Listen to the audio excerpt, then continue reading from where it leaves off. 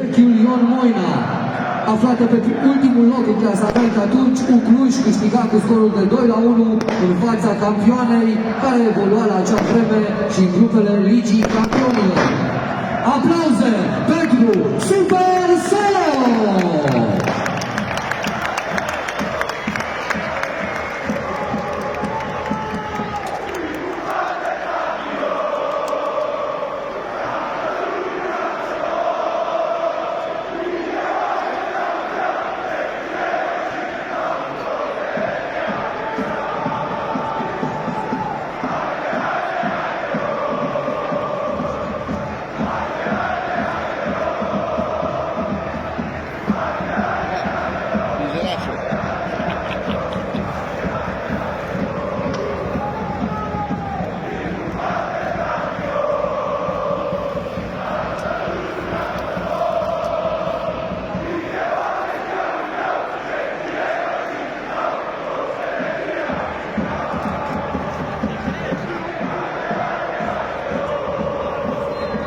Mai târziu,